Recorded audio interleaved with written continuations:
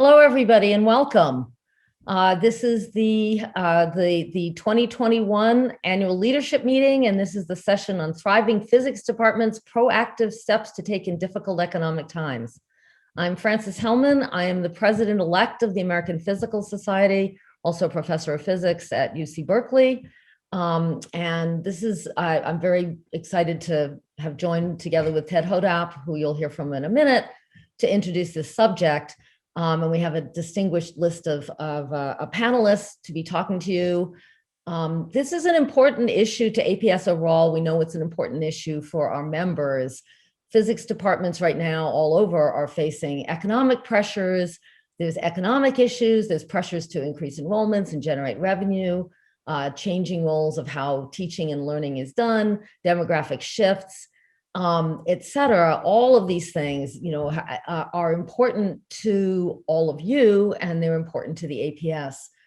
So I'm very excited today to be presenting this panel session, and then followed by hour two, we'll have breakout sessions. So let me turn it over now to Ted Hodapp from APS to give you a few more pertinent pieces of information. Ted? Thanks, Frances. Thank you. Welcome, everybody. My name is Ted Hodapp. I'm the Director of Project Development for the American Physical Society. I've been working here at the APS for about 16 years, but before that, I was Professor and Chair of Physics Department at Hamline University in St. Paul. This is a very serious set of issues that we're facing in higher education, brought on by COVID, brought on by the changing way in which public financing of public higher education is working, and a whole variety of kinds of things. APS has been contacted by numerous threads. I just got another one yesterday by a department who's being threatened with closure and wondering about what can we do. So a part of APS's response on this is to think about what kind of resources and tools can we do to help you specifically think a little bit about how you can help your department, or if you're not in a department, how can you help think a little bit about this larger situation, and advocating for higher education, for physics education in the United States. And I think it goes beyond the United States as well, because I think higher education is threatened in a variety of ways in different places. As Frances mentioned, we have a whole variety of these kinds of things, and we brought together a really distinguished panel to kind of bring different perspectives on this problem and think about it. And I'll just point out two things that we're releasing just this week.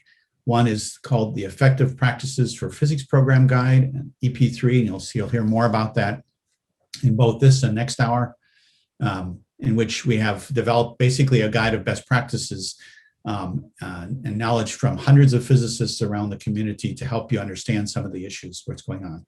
And second, there's been a really significant call to help departments that are significantly under threat, either closure or significant reduction, combination into departments. And so we have one of the co-authors, Courtney Leonard, along with Jim Morgard in the second hour, to talk about this toolkit for departments under threat. So, and I'll just double the encouragement from Frances to say, the first hour we're going to be talking broadly about this with our panel, but we have a chance for you to engage in conversation with the speakers and others to hear your ideas so that we can make sure that we're responsive to that. With that, I'm going to start this by handing it over to Bob Bergeron. So, Bob, go ahead.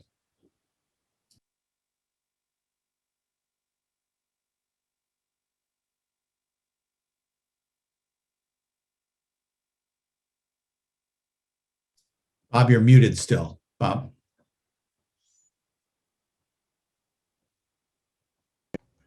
Greetings, everyone. Sorry for that. We have a very diverse panel here representing many different kinds of institutions, but predominantly public research universities, although I believe Smith College is also represented. I've come from UC Berkeley. I'm a physics professor at Berkeley.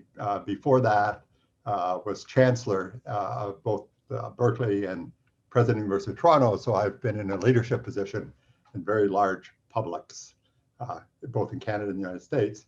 As essentially every person here knows, post-2008, universities generally, but especially public universities, experienced actually historically unprecedented disinvestments by state governments.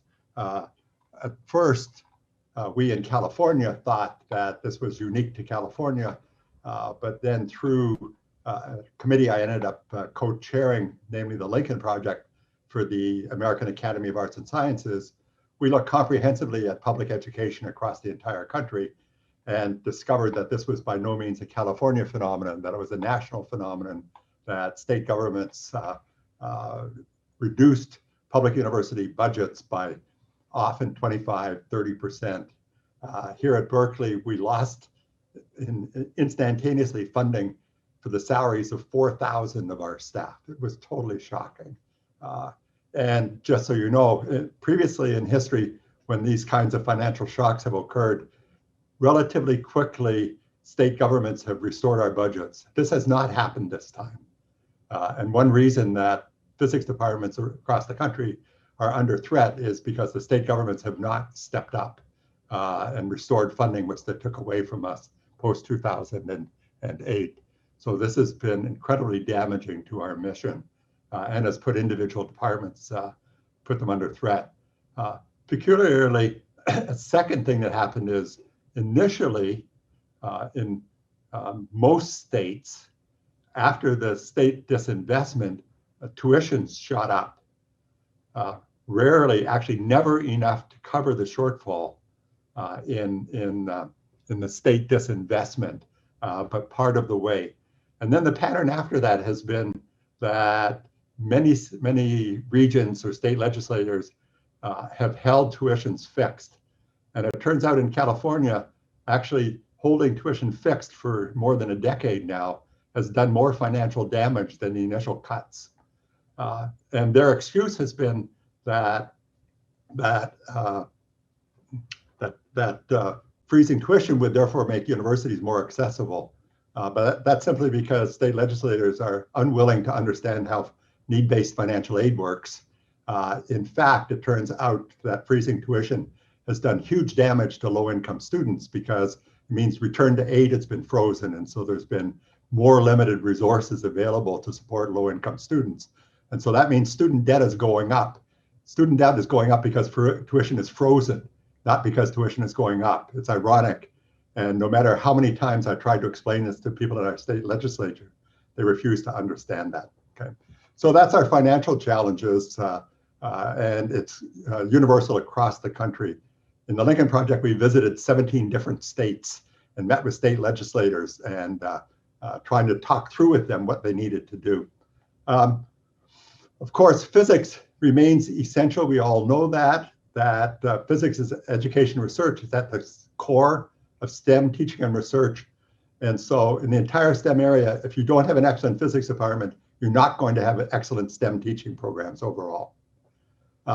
Since I'm running out of time, let me say two things. One is, one area where I feel, unfortunately, we in the physics community have not done well is in accessing the entire talent pool, right? And we need to do better on that. We just haven't done well on that, in spite of, I think, many people have made serious efforts. And I think that we have to learn how to be more inclusive. And I think part of the problem is with the physics culture itself.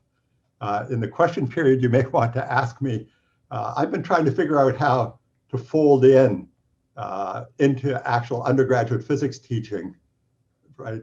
The fact that everyone has something to contribute to it, no matter what their class, religious, or ethnic, or what have you background. This is not easy to do because there isn't any textbook which does this. So you have to improvise yourself, which we've been trying to do in our core course. So let me leave it at that. And if you want, in the question period, I can tell you a little bit about what Alessandro Lanzara, my co-teacher, and I have been doing in undergraduate education to try and help our students understand that physics is done by real human beings, very diverse human beings, and not by automatons. Thank you, Bob. That was a great introduction to the session. And I'm going to turn now to the second speaker, which is Courtney Leonard. So Courtney, take it away. Thank you, Francis and Ted and Bob as well. Sorry, I'm Courtney Leonard. I'm a physics professor at Smith College and UMass Amherst. I'm a member of the EP3 task force, and I was one of the developers of the Toolkit for Departments Under Threat, as Ted mentioned earlier. So I wanted to first just show a little bit of data for some context.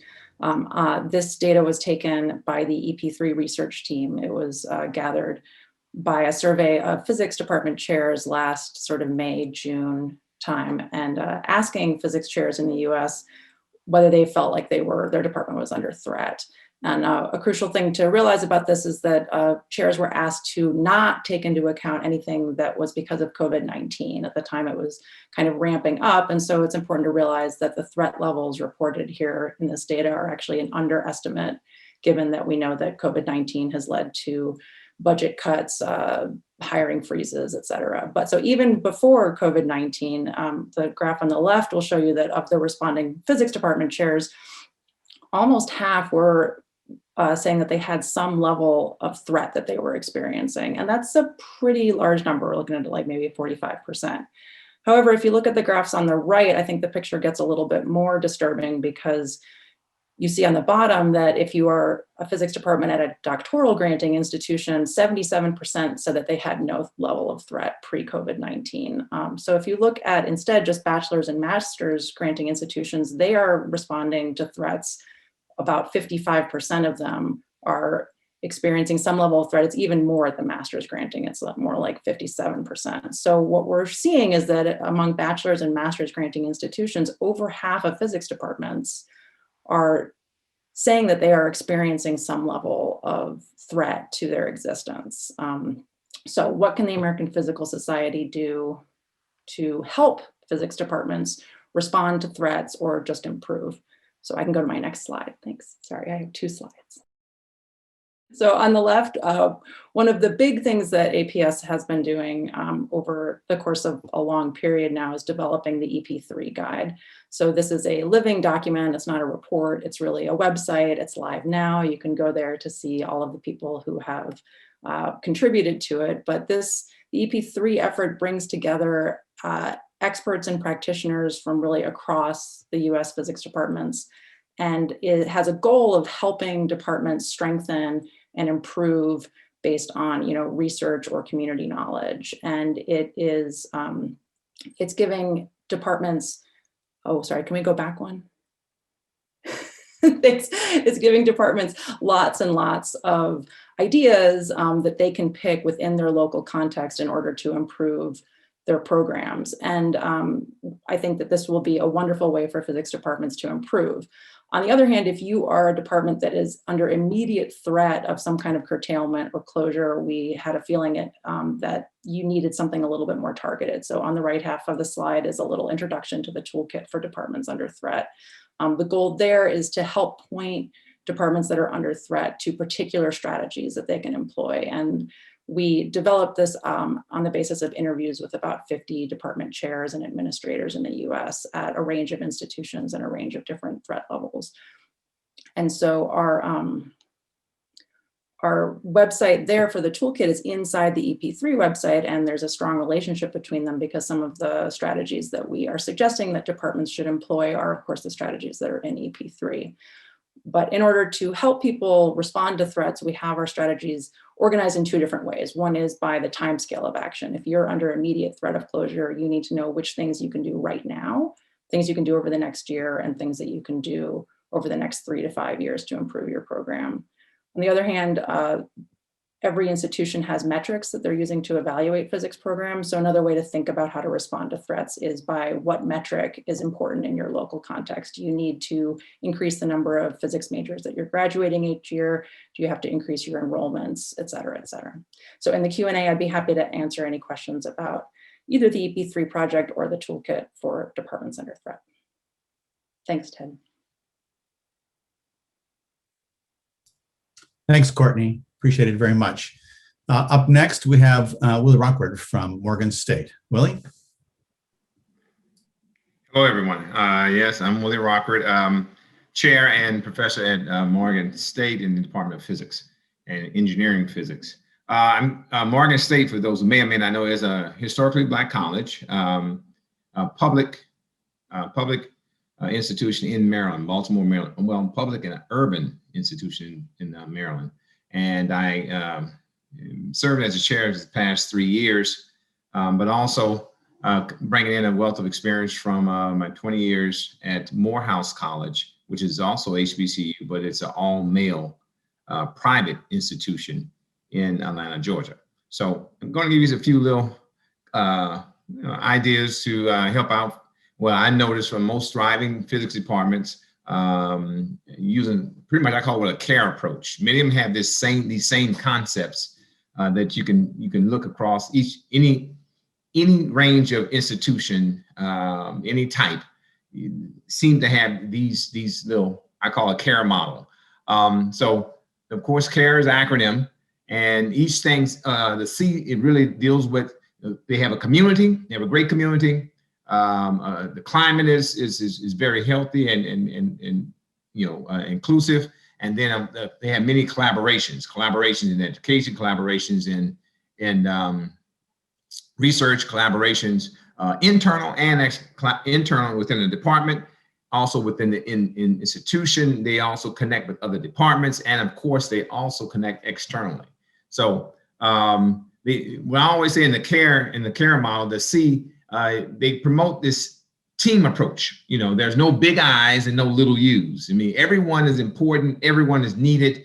Even the superstars, that I would say, even the superstars need support. We even see that up in the academic arena. And you have the LeBron James or Michael Jordan. They still need strong support. Even you have a Tom Brady. The superstars having a strong support will always, the whole team will come forward.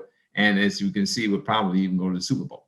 And then I'm not going to go through each one of these individually. Some of them just leave for you to look at a little bit earlier, but they're great things of they explicitly design the department climate to be welcoming, to be caring, to be inclusive, to be diverse, to be open and receptive of different ideas and insights and things of that nature. The A stands for awareness, administration, alumni, and of course, appreciation. In most of the thriving departments, you realize that the department chair is very keen on administration, being an effective communicator, both top up towards the dean's and provost office, but also going to the faculty and among the students and so forth.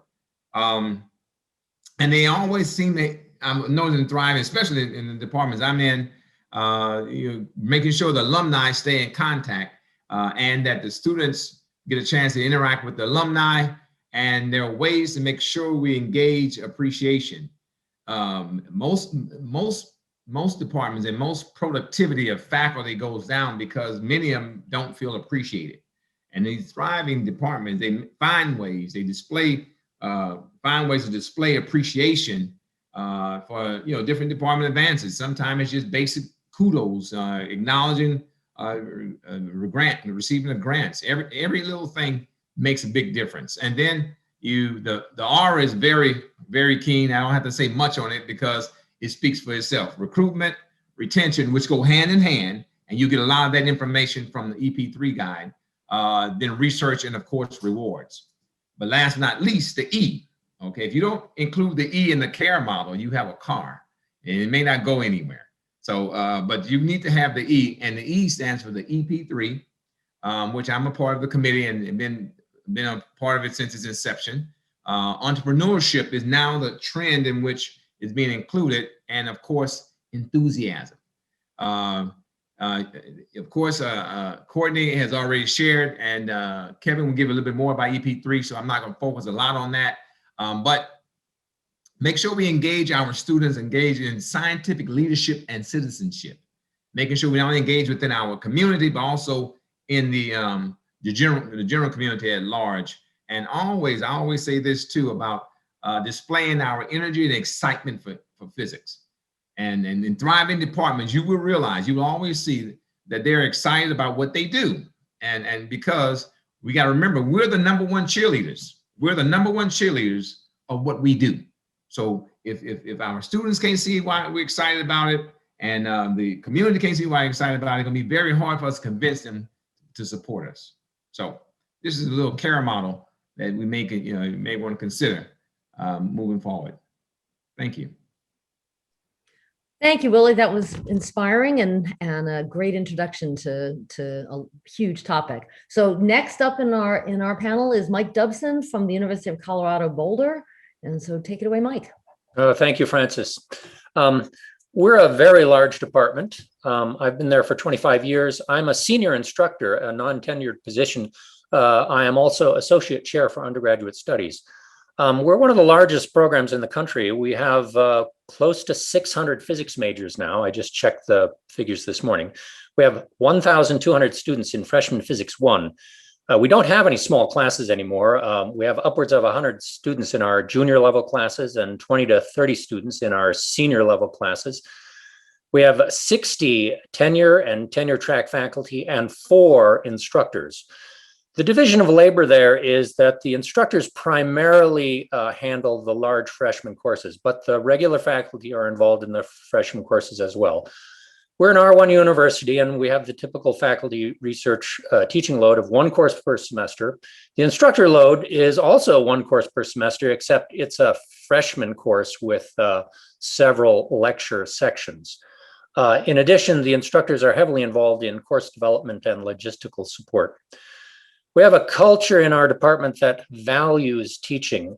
All the faculty rotate among as many courses as possible. None of the faculty own a course. A professor will only teach a course 2 or 3 times before rotating out. The large freshman courses are taught by a veteran apprentice team, where the veteran is almost always one of the instructors and the apprentice is typically an assistant professor. The assistant professors must teach a freshman lecture before tenure. That's just part of our culture. We have a thriving PER group, which helps support the teaching of all our courses. In particular, we have a very large clicker question libraries for almost all the courses. So next slide, please. As I said before, the faculty rotate among as many courses as possible.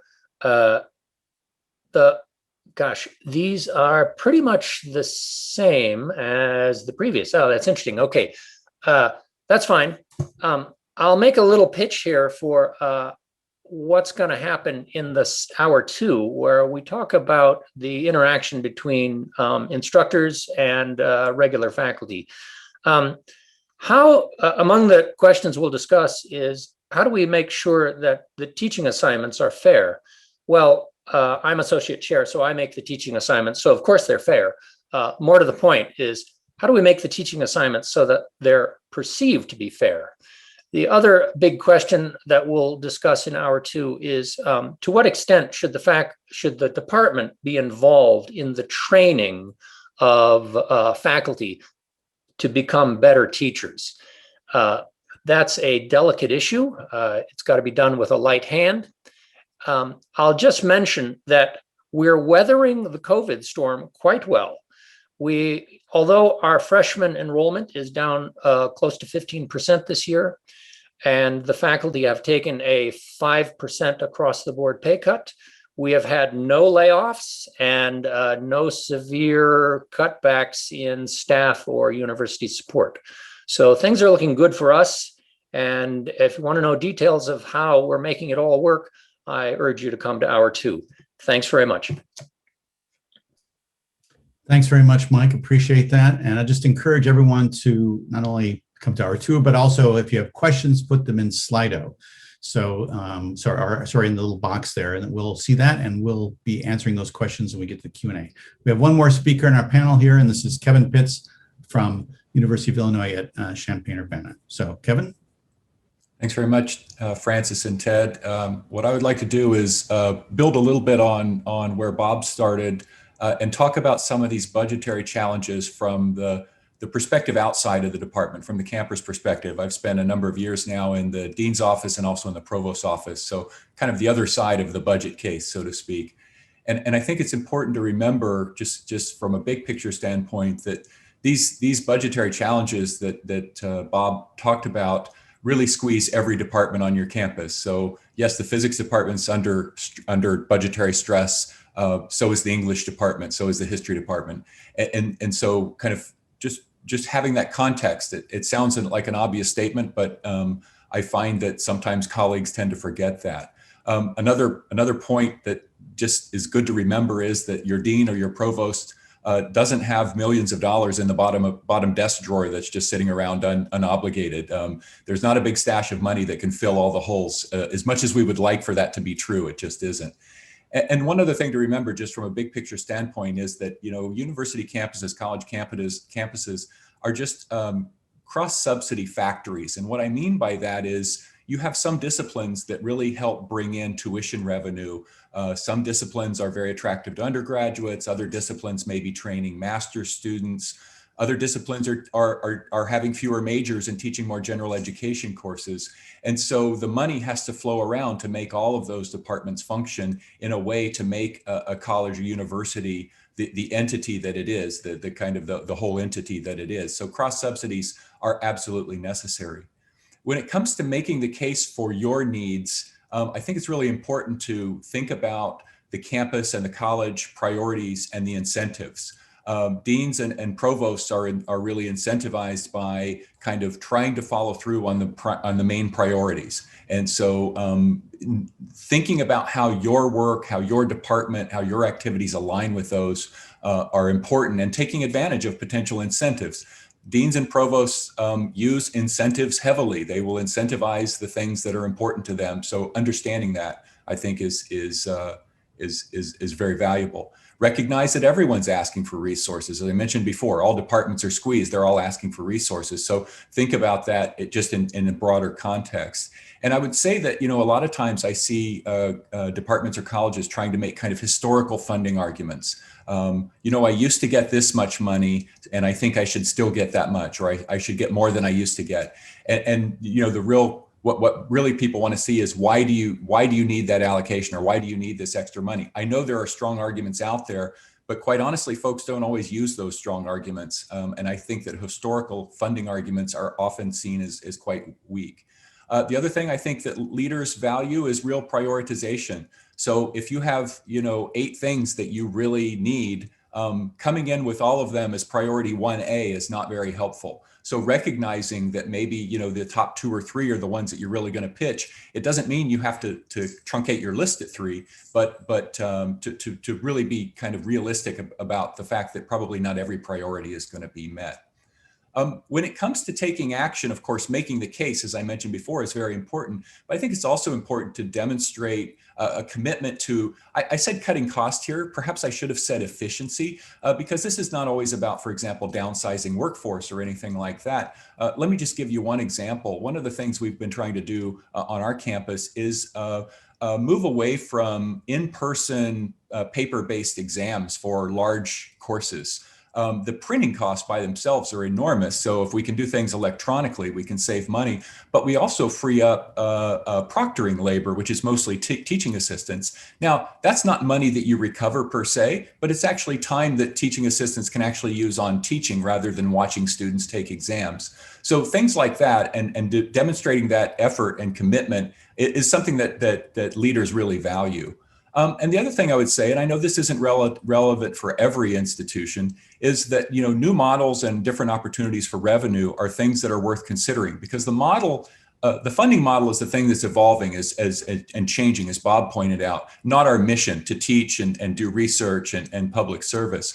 And so, thinking about just one example there in terms of new models is, there's a really growing enthusiasm for kind of what I would call non-traditional credentialing. That is things like certificates and badges and things like that. There may be an opportunity for you to bring in non-enrolled or non-degree students to take some of your courses. It may be in partnership with another department. We have to be creative in these ways as things evolve and we continue to be squeezed from our traditional revenue sources.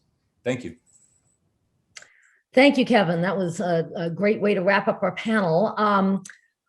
So I'm going to, first thing is, I have to note that I am a dean.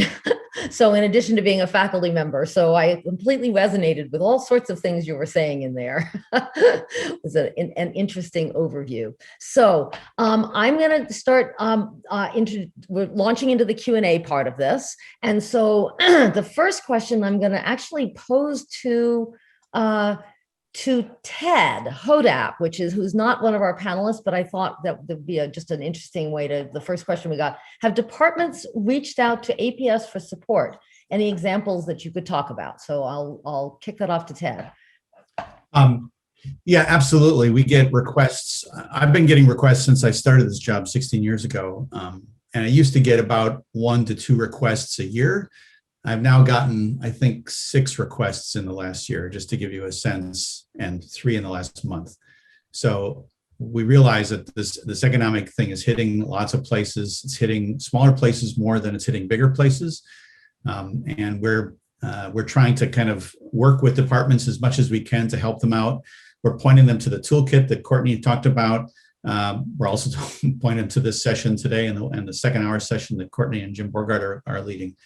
But in general, I would say the thing that has been the most common response is to make sure that you as a department have a plan, and that you have a great connection with the people who are making the decision. So that's people like Francis and Kevin and the deans, basically provosts and things of this nature, because those are the people who are making those decisions. You need to understand how they're making those decisions. So I'll just stop there. Courtney, the next question is for you. Patrick Mulvey wrote, Dr. Leonard's threat data was very concerning. Was the definition of threat used by departments restricted to closure of the department, or were other types of threats to the department included in the statistics that you reported? That's a great question. Yeah, so I'm sorry, I kind of didn't have a lot of time to dig into that data. There is a link on that slide, and I believe the slide deck will be available later to the full report of the EP3 research team. But threat could be a lot of things. It could be, there were 2 stages of threat. There was moderate threat and severe threat. Severe threat, I think, was almost always either closure or threatening to be merged with another program, or losing the ability to give the degree. Moderate threat could include things like a loss of faculty FTE or very serious budget cuts. So there's definitely a spectrum there among threats. When Jim Bogart and I worked on the toolkit, we had a little bit of a more expanded list of threats that we were asking people about. And I think the threat levels really do span a space from kind of manageable budget cuts to losing, if you lose a quarter of your FTE and faculty, that's a fairly serious threat, but it's not closure. And then there are departments, as Ted mentioned, that are being threatened with immediate or within the next year being closed down if they don't respond or improve in certain ways. So there's a wide range of threats out there. Thanks, Courtney. I am going to ask Kevin to take the next question. It is asked to all, but I'm going to start with Kevin. We don't really want to encourage like every panelist to answer every question. We won't get through the questions. So, but this one is directed to all. So after Kevin answers, if somebody else wants to jump in, please do. So this is from Noah Finkelstein. For all, thank you for the session and the collective work. How do we as individual actors and as APS ensure that we embrace the effective inclusive models that are now emerging in the COVID era versus codifying the reductionist, efficient, and alienating approaches that institutions are enacting? So I'm going to start with Kevin, but as I said, this is a question that I suspect any of you could answer. So go ahead. I think it's a really interesting question, and it's certainly something we're wrestling with on our campus. One real concern I have is that we're trying to get through COVID, and once we get to the other side, we're going to long so much for kind of complete business as usual. But we're learning so many lessons along the way, and I know many folks on the panel can help share here. But just to give you one example, we know that students are really taxed by all of the online learning that's going on because of COVID. On the other hand, we also know that there are some students who are actually kind of thriving and are actually more interactive because of things like the chat box that they can utilize. They would have never spoken up in the classroom. So how can we take advantage of the positive things that we've learned from a different perspective? How can we take advantage of maybe space considerations, because we now have learned that we can all work remotely? All of these things, I think, is going to be really incumbent upon us as leaders at the department level, at the broader campus level, to really kind of force ourselves to not just abandon all that was happening in our rush to get back to normal. Anybody else feel like you want to chime in a comment on that one, or should we? Well, I'll just mention that we're taking greater efforts to quickly identify students who are in trouble, in particular freshmen who fail exam 1. We've got to quickly identify them and quickly reach out and try and provide extra resources, try and figure out what's going wrong. Thanks, Mike. Let me take another question. This is, I think this is going to be for you, Mike, actually. So with 1,200 freshman majors, how do you handle the vastly different math and physics preparation among your incoming students? At the Louisiana State University, professor here, currently teaching freshman physics. Yeah, that's a huge problem. And, you know, the distribution of grades on our exams is, it's a flat distribution from F to A. And so, about 1/3 of the students who are failing because of poor math preparation. They haven't mastered algebra. We don't have a good way of fixing that problem at the moment. The fix is they go back to pre-calculus, but that puts them back a whole semester. And so there's an economic and time penalty, which is really intolerable for most students. So they wind up simply dropping. And so I totally agree. This is our number one problem, and we don't have a good fix.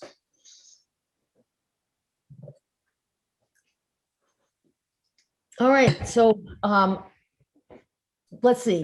There's a question from the audience. Are these the breakout sessions? So no is the answer. When will Department of Culture affects everything, et cetera? So no, the breakout sessions are part of hour 2. So after the Q&A ends, we will then, there are 7 breakout sessions, and you're asked, each of the audience members is asked to pick one of those. And so the one that's mentioned there is one of those 7 breakout sessions. And so that will be hour 2. So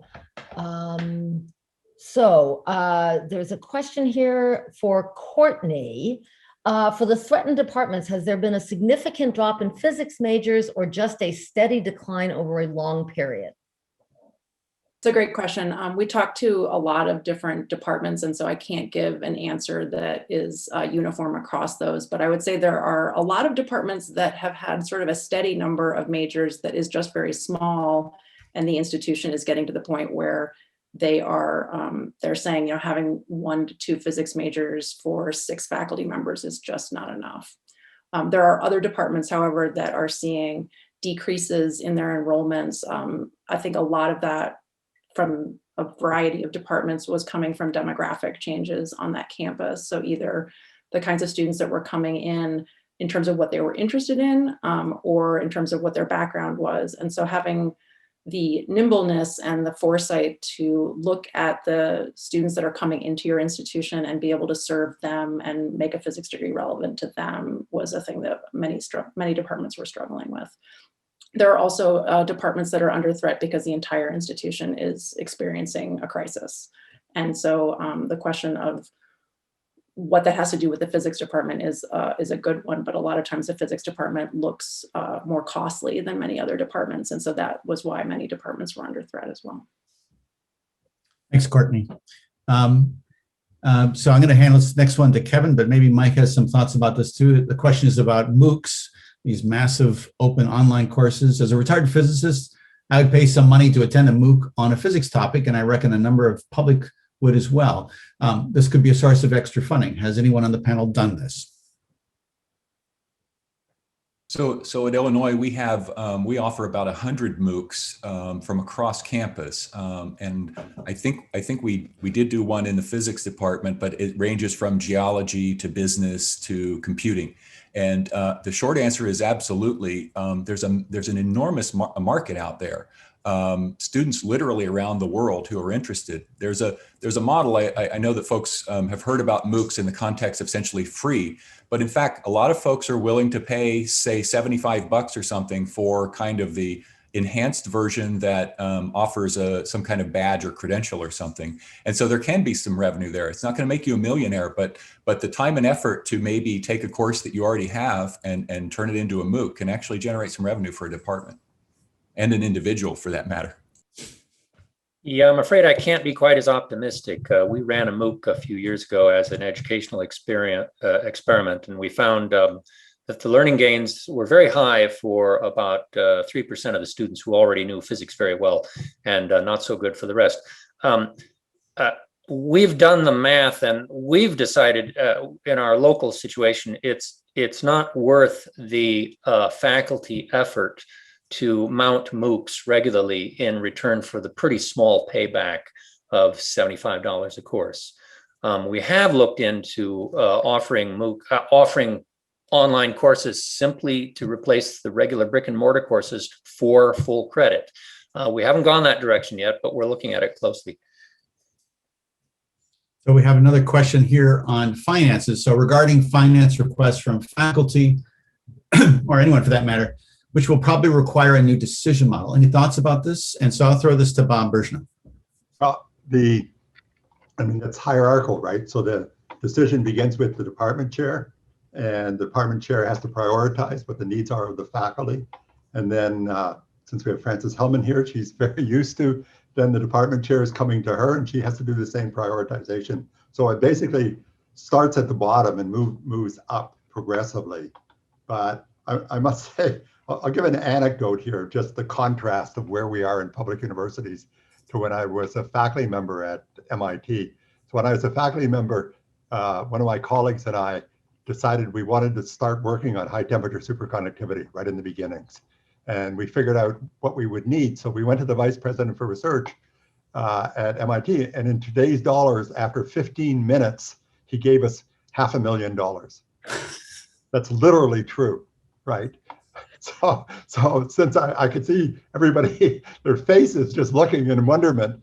And that actually happened to me twice while I was a regular faculty member at MIT. As chancellor of the entire University of California, Berkeley, I don't think I had that much discretionary money. So these kinds of decisions have to be made very carefully. And one of the things we when you're in an administrative position, which I was for a long time, we work hard on actually is to identify donors. And we have found, some number of donors who, revere their physics backgrounds and who have been willing to put up significant amounts of discretionary money for often actually for the most way out research. And so it's actually been easier to raise money for way out research than for classroom teaching, for example. I can't help but chiming in here just in my role, in my dean role, just because I think it might be an interesting reflection. I know how one of the ways in which I as dean prioritize is I ask for department prioritization. It would be very rare for me to directly fund a faculty member where the department, so I even literally have a model where I ask the department to sort of put in half of what they're asking me to put in, something of that nature. And I do that mostly because I want the commitment from the department. So it's not, I don't view it as sort of tremendously appropriate that faculty would try to bypass the chair and come directly to me. So I ask them to go through the chair. I'm not saying there wouldn't be exceptions, but that's sort of my model, is I believe very strongly that if I'm going to support something, it should, I'd like to see that the department is also supporting it. Let's see, let's move on to the next. There's a question in the chat window. What has been successful in increasing enrollments of physics majors? So I'm up. Who would like to take Willie. that? Willie, great. Oh, great, marvelous. Okay. What do we do to create the increase of physics majors? Is, well, I mean, it's several things I've done in many cases that just threw my numbers up tremendously, even here at Morgan, where I'm at now, and when I was at Morehouse. Of course, recruitment, and recruitment now is a little strange when you're in COVID, which means you're gonna have to reach out to some of the area high school science departments. And you have to, I've also found a good way of be involved in the science fairs, where you get a chance to cross a lot of these students and things like that who are presenting. Another good thing too is that this is a great time to do a newsletter. Okay, since we can't go face to face, a little newsletter about what's going on in your department and awards. Actually, make it very informative, but also have it to where you can now start sending that out to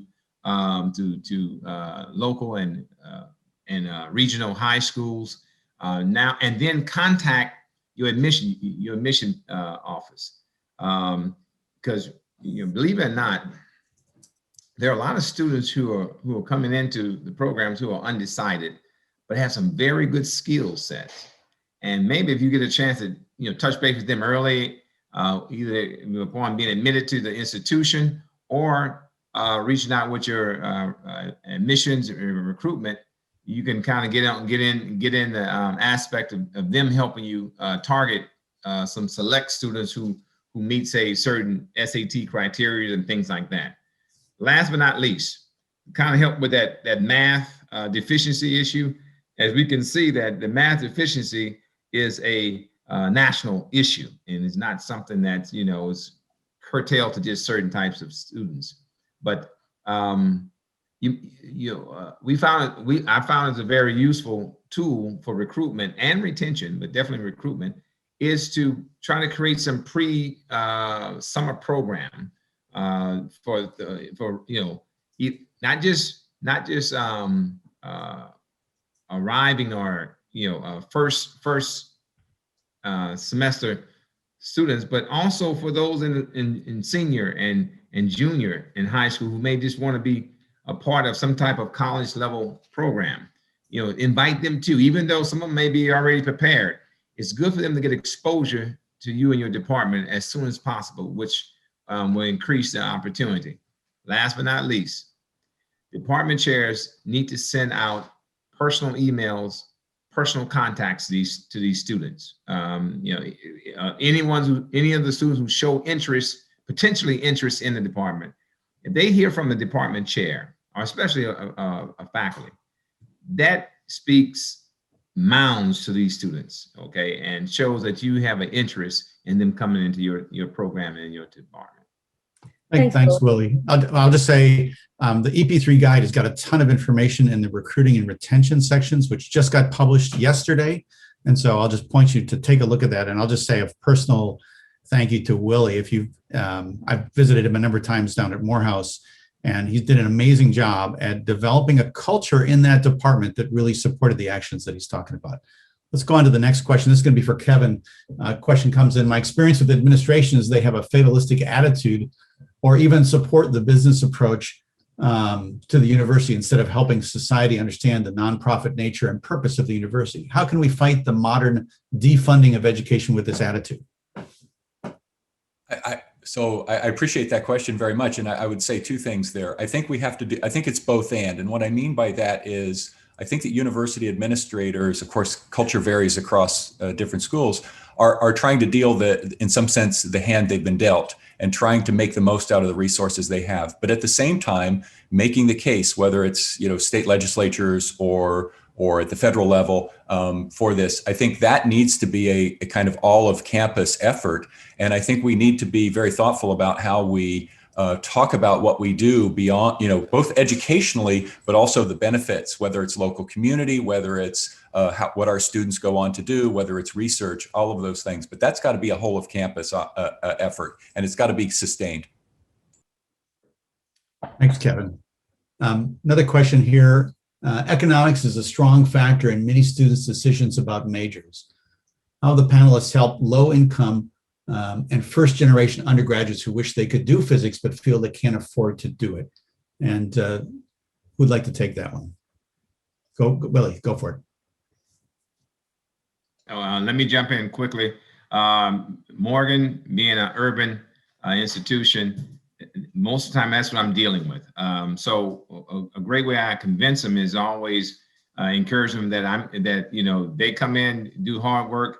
We're going to give them support, the academic support to help them. And also I kind of guarantee them 3 to 5 summer opportunities, paid summer internship opportunities if they perform at certain levels, of course, if they're introductory physics and their calculus and things of that nature where they are good candidates. And then last but not least, I also talk to my faculty, my research faculty and things like that to see if we can provide some small opportunities, research opportunities to get these students involved in research early that would allow them, one, to make money, and two, to stay engaged in the community.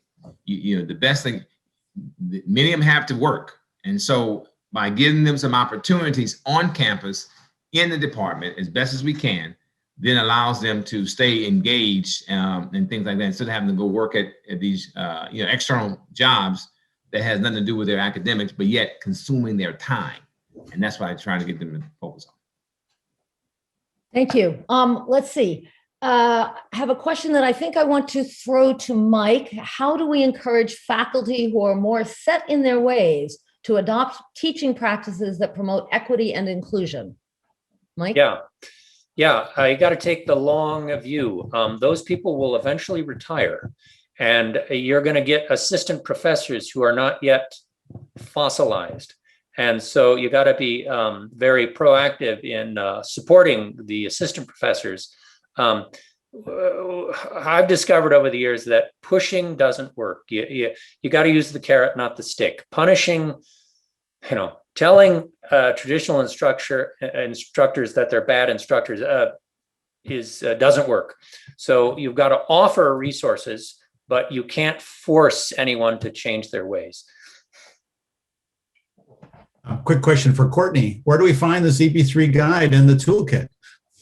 Yay, thanks for asking. So you go to ep3guide.org, or you can probably Google APS EP3 and it should be one of your top hits. The toolkit is linked inside of EP3, but I can also give you its direct link. If you go to ep3guide.org/toolkit, you will get there.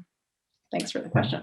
And just so you know, there's like 35 sections in this thing. We're putting 7 of them. 7 of them are made public with 5 in draft form today. But we hope to have at least half the guide up within the next few months. And Ted, how much we have just a few more minutes, and there's actually a fair number of questions in the chat window. So we're going to we can't get to all of the questions, but I want to point everybody to the breakout session where all of the people on your screen right now will be in breakout sessions in this next hour. So if your question does not get answered now, please jump in there. I'm thinking, actually, Francis, I'm thinking, well, I'm going to put this poll up now, okay, and then we'll continue to answer questions as we go to the top of the hour here. Does that sound okay? Great. So you're going to put the poll up, and then I will. So the next question I wanted to, I think I'm going to throw out to the panel. We heard about moving away from paper exams, presumably to electronically administered exams. Does this approach generate substantial cost and time savings for faculty and for TAs? And does it adequately test students' ability to apply physics knowledge and approach to problem solving? Who'd like to take that one? Mike, go for it. Yeah, so because of COVID, we've switched entirely over to electronic exams, and our biggest problem is Chegg.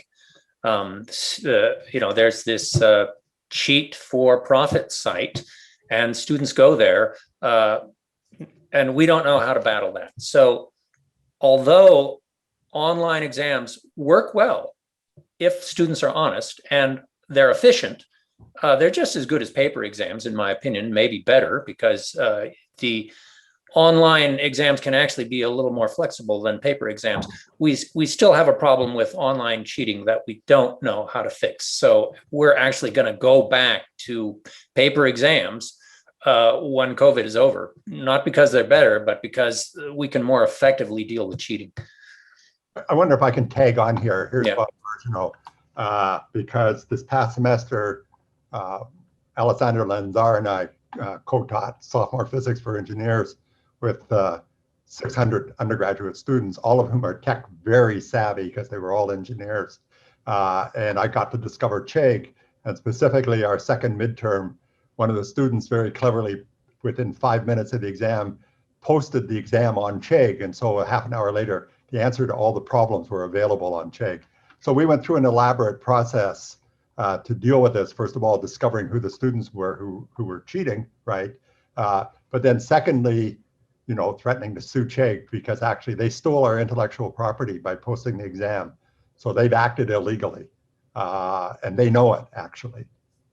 Okay, so then Chegg agreed to cooperate with us, and so then we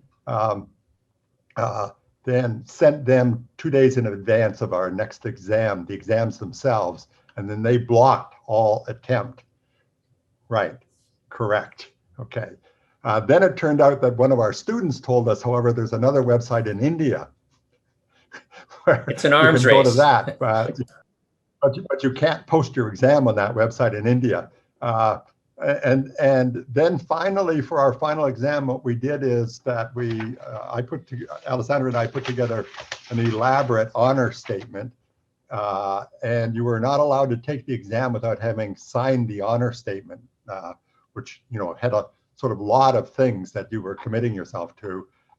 And then the students understood if they violated that, they would probably get thrown out of the university because it was such a strongly worded one. That was completely successful, actually. The only kind of cheating that we didn't manage to block, but I didn't discover it until the day before we were assigning grades. Sorry for talking so long, but I think this is a really important subject, is collusion. Like, how do you know two aren't taking? So finally, it turned out that we'd been posting or listing our grades alphabetically. Then finally, we posted instead the head GSI listed them in terms of actual scores. Then it turned out you could see collusion because there were sometimes 2 or 3 students who had identical grades on the homework, on the labs, et cetera, right, across the board. So they had actually colluded for the entire semester. This emerged obviously, right, when we listed students by their grades and looked for patterns of collusion. So, I thought after all my years in academia at this stage, I wouldn't have to become an expert on online cheating, but we did, and actually we were quite successful in the end. But it's not, it's really unfortunate this is necessary. One more question here about, Kevin, I'll give this to you. Independent of these immediate financial concerns, have the more personalized aspects of college education just become too expensive?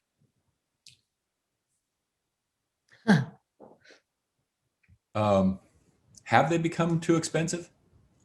Yeah. I think the answer to that has to be no. And what I mean by that is we have to provide personalized attention to students. Now that may take different forms for different students, but if we can't provide them the learning experience that they need to be successful, then I think we're out of business. It's a longer conversation, but we have to find ways to make it so that we are continuing to provide them what they need. Thanks, Kevin. All right, we're coming close to the end, and as I said, we're not going to be able to get through all the questions, but there's a couple of questions that I want to I'm going to ask Courtney to address, which is basically about recruitment. So the 2 questions are, there are always young people who want to be rock stars and athletes because they see them as being cool.